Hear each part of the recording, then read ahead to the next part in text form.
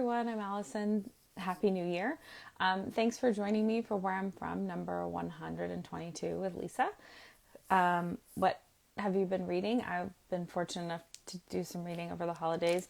I read We Are Too Many by Hannah Pittard. I tried to look up her last name and how you say it properly, and I just got a bunch of talks where no one introduced her. So I hope I said her last name properly. It's a memoir, sort of her marriage when her husband has an affair with her best friend, but it's also about Lisa. I am trying to join you. There you are.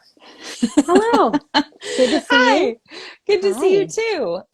It often takes a few tries of adding to You make just it work, and it did work. But Happy New Year. Happy New Year to you.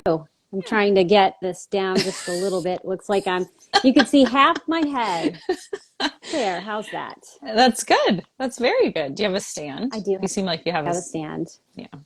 I have one as well. And I have tried to precariously balance it other times and it just gives me nerves.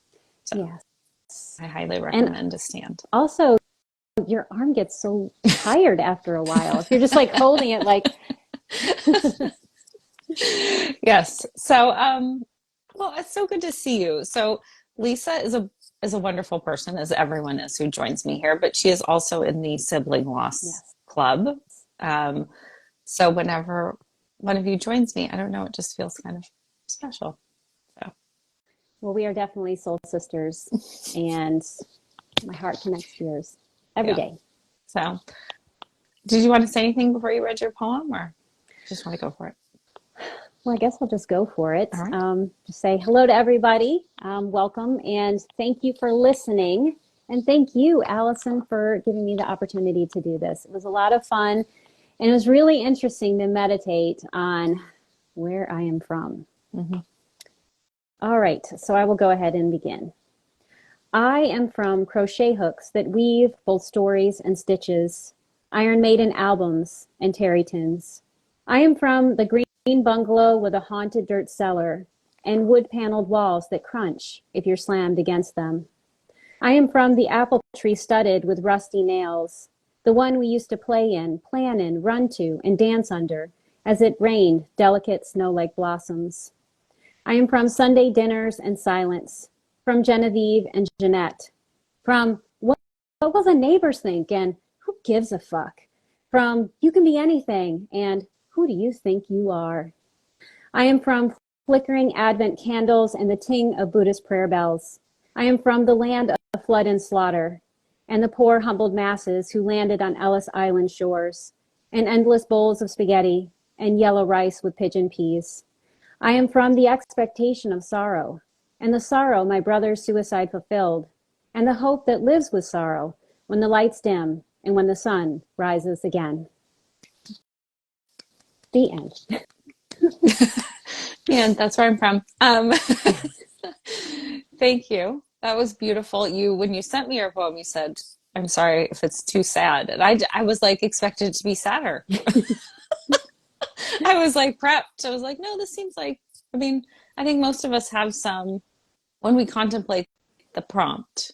Mm-hmm. I mean, there are some poems that come through that are just joy, and to those people, I salute you. But to most of us, I love the push. I thought your poem actually had a lot of dramatic tension, like a lot of push and pull, like where there is the light, but there's also, like what the neighbors think.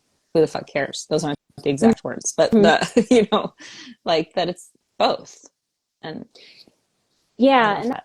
that's when I was writing this, what I was really connecting to was the double bind that Mm-hmm. I think got passed down through the generations, because a lot of my family members came in the early 1900s, with various different traumas that were happening out in the Yeah. world. They came to the United States.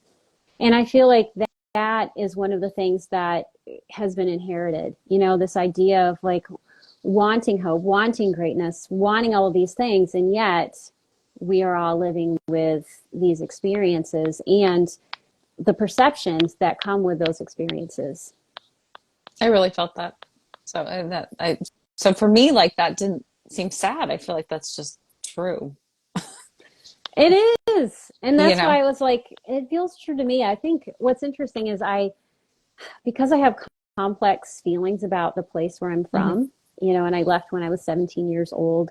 Um, I often think like, what is this going to be like for somebody else? And sometimes, and I'm hearing this in what you're saying is like the fraught feelings are probably more inside of me than perhaps like Mm-hmm. how other people experience it. And it's interesting because it is a dark place for me, but then there are many people who go to this part of New York State and they're like, oh my gosh, it's so beautiful. It's wonderful. It's amazing. And I'm like, good for you. So is it upstate? I'm just It curious. is. Okay. It's upstate New York. Yeah. Oh, that's so funny because I mean that's a real tangent, but I'm sure you know that's like a real hotbed for cults, Yes, it like is. a real Mm-hmm. hotbed because of zoning and affordability and because it is beautiful, but also there's kind of this hands-off feeling there, apparently, with law enforcement and just in general. Well, and it's extremely Yes, rural. Like when people think of New York, they often think of New York right. City or some other, city like Buffalo. But no, so much of that state is rural. And I often talk about where I'm from is like I'm from in the middle of nowhere on the way to nowhere. And I think I actually read this in some records that that's actually how people described Oh, it. really? It's not like something I made up. Yeah. And it's true. I mean, it's like 2.5 hours to the nearest city. Right, So yeah, right. it's very rural, and I think when you have a lot of isolation, a lot of dysfunction can happen. Sure. Because there's not a good community or good support, or even something to challenge whatever the status quo is. Yeah. And I have found writing this poem and writing my memoir and just talking about these things like, every child mostly thinks their family's normal Hmm. until you go out into the world and you start experiencing other, because I mean, that's the cult or whatever the group that you're growing up in. So it Right. seems normal. And I think when you are in a rural, there's less of that pushing against, right? Like there's less of seeing other people and other ways of living. And, so I think it is easier to isolate. But I think it's very possible in a suburban environment. That certainly was my reality. We had our own family and we operated one way. But I also thought I wanted to say this before I lose the thread. You saying that it felt darker to you than it may have felt to Hmm. me. I feel like that is tied to also like triggers, like Yeah. because some things are far more meaningful to you in your poem than to me because I'm Right. brand new to it where it has layers of meaning to you. Hmm.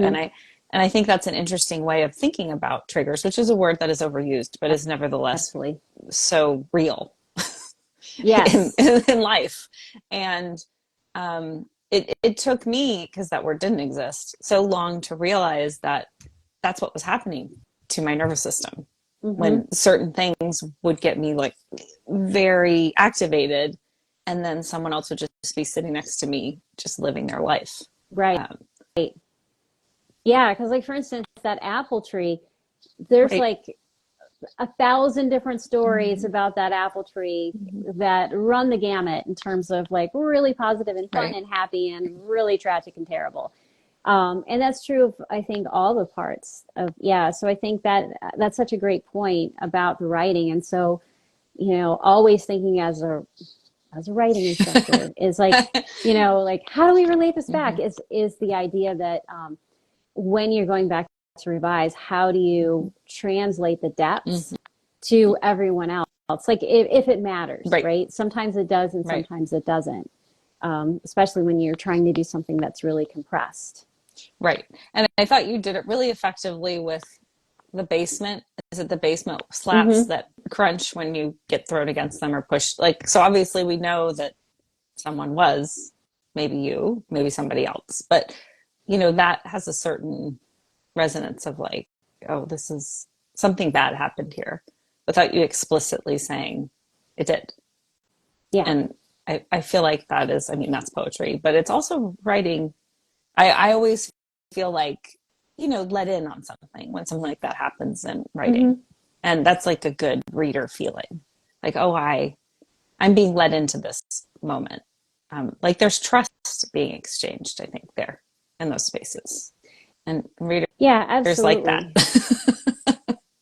Yeah, and it's in I think as the writer, it's really important to trust that you can trust the reader. You know, I mean, Yeah. you have to trust yourself and know what's okay to share and what's not okay to share, and that's Yeah. certainly okay to share for me.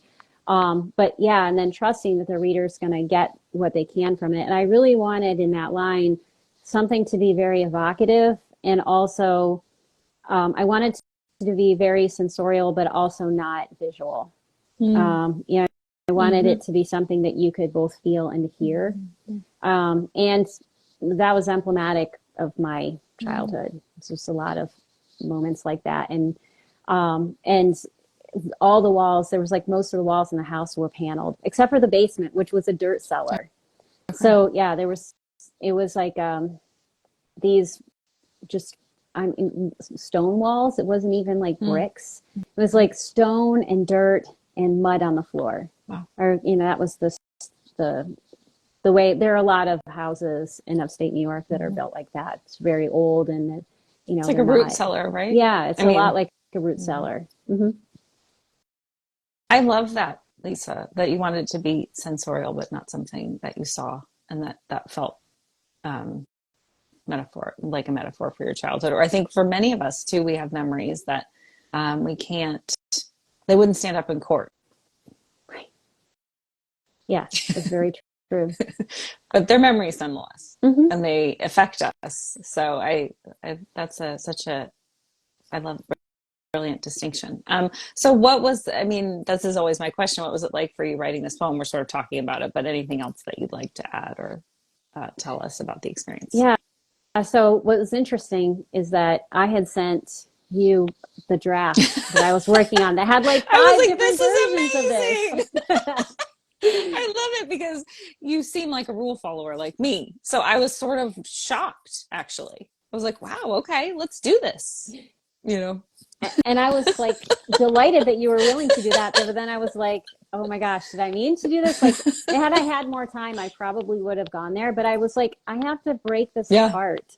I Yeah. can't just think about this in terms of like, to me, to compress, you must expand. So I Yes. wrote all of these different versions Mm-hmm. and I was like, okay, what are all of the different details? And I even wrote down like lists of different things to spark my memory so that I could try to find the most precise detail because I was reading different versions. There's like so many beautiful, beautiful poems that people wrote. And I was Yes. like, how do I find the most precise detail? And I think for me, it requires rehearsal. Like you have to Mm. try on different details to see which one is really going to work.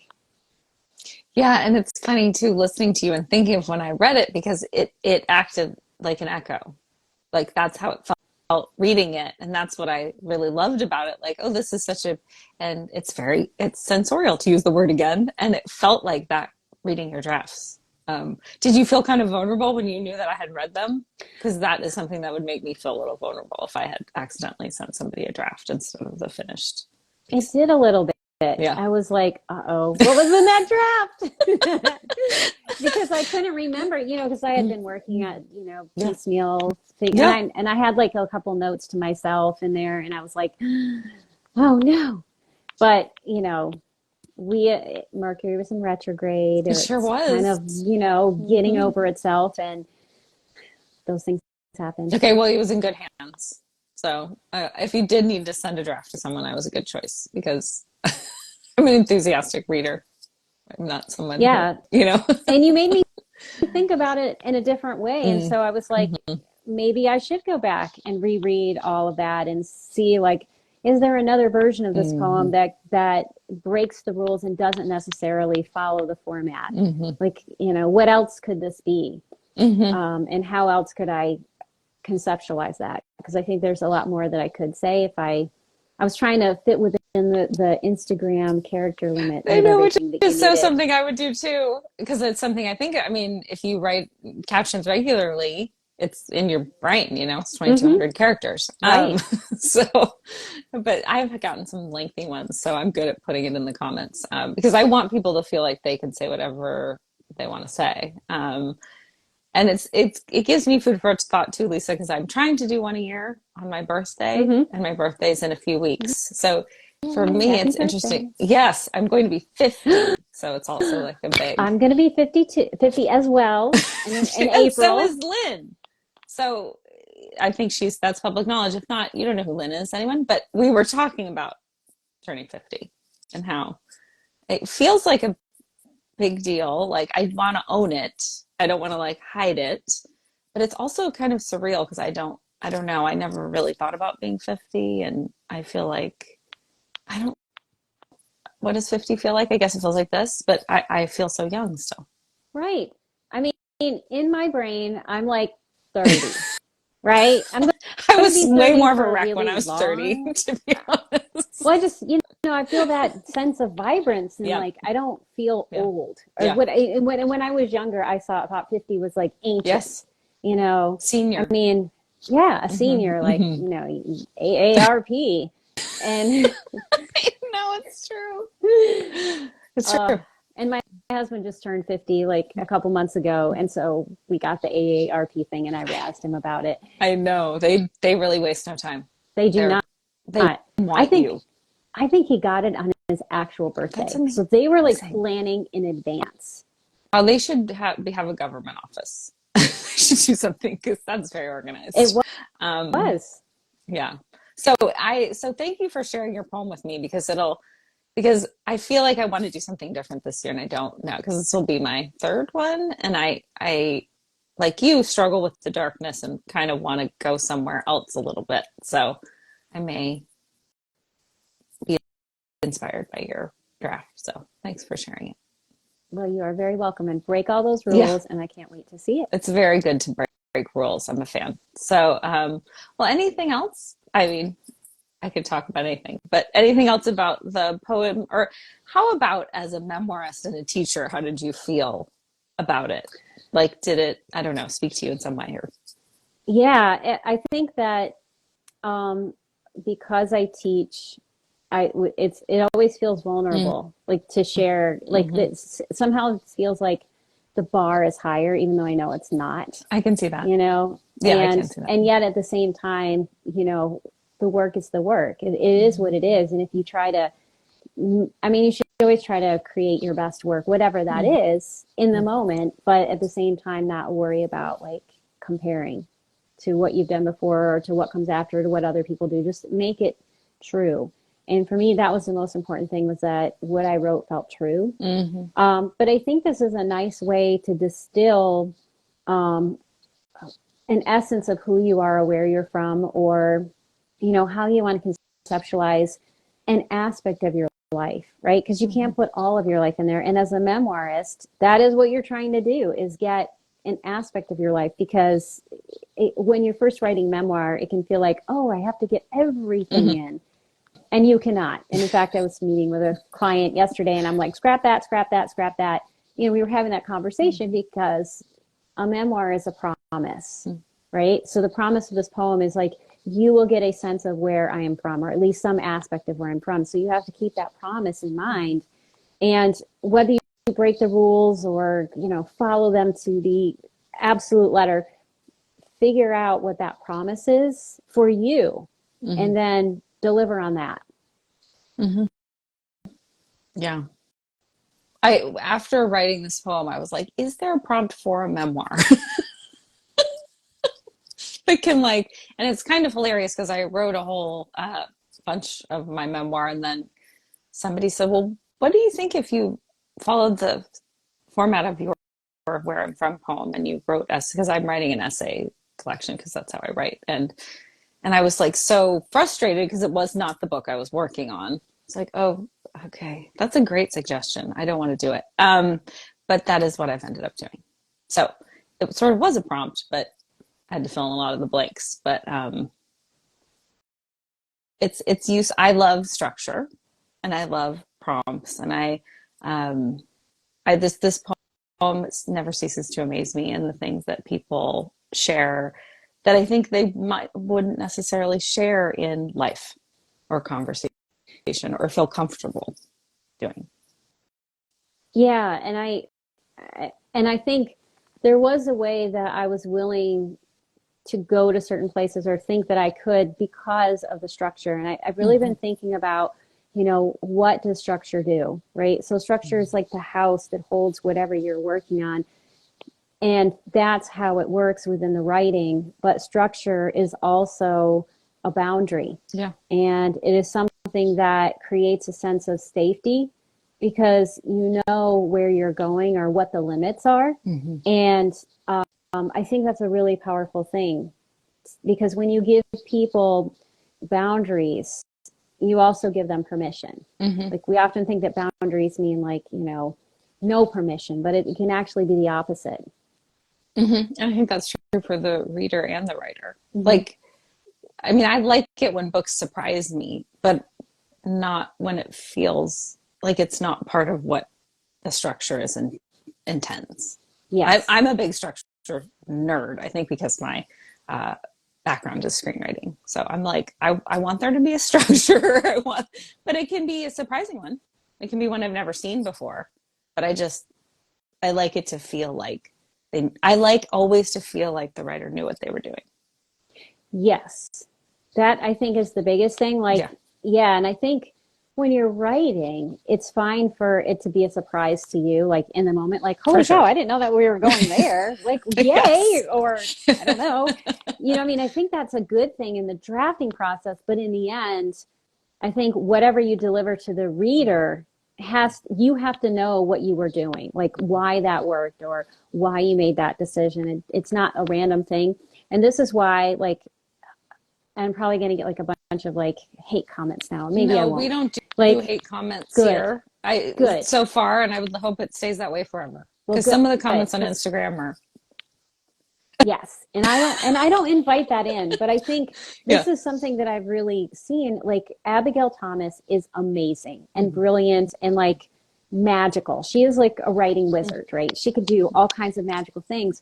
Mm-hmm. And her book, Safekeeping, is phenomenal. And it's successful for a lot of different reasons that actually are following the rules, even if she wasn't consciously following the rules. Mm-hmm. She does things that do that. Mm-hmm. But people often gravitate to that, early in the writing process because they're like, oh, she didn't follow any rules and it was random Mm-hmm. and it was this and that. And I want to do that too. Mm-hmm. Not recognizing that the brilliance is that in whatever way her brain works, the rules for good writing are so embedded in her soul that she can break them and still follow them and make them work. And and that is a tough act to follow. Yeah. I mean, I think it's good. Obviously, I think it's good she exists because she exists, and that's wonderful. And to let people know you can break the rules. But I think for me as a writer, it has been just an ongoing journey of finding out where that is in me, what my voice is. That is my when I break the rules, but I'm still following the rules. Like, and it's not aping somebody else. Right. I have to find it for myself. It takes a lot of writing, which is a real bummer. Yes. I don't want to tell people that because it's like, oh, just keep writing. Nothing is wasted. And I believe that. But it does feel sometimes when you're on the journey that because I think of the society we live in, it's like, well, did you make money off it? Did it get published? Did it, what did it do for you? But what it does for you is it helps you become a better writer. And I think as this person who's been writing a long time, you do circle back to things that to things that I wrote that I let go of because they weren't working. They don't like, I don't know that anything really dies on the vine. Definitely not. And in fact, I was looking for something that I'm working on right now and I couldn't find the file. And so I was like looking through my hot mess of directories that I have created because I am not like, I'm organized in certain ways and not in others. I got so many folders, Lisa. I understand. That's why I laughed. It's like, and trying to organize them in a way that my brain will understand later. Right. Not just when I'm making the folders. Hard. Oh my gosh. Real yes. hard.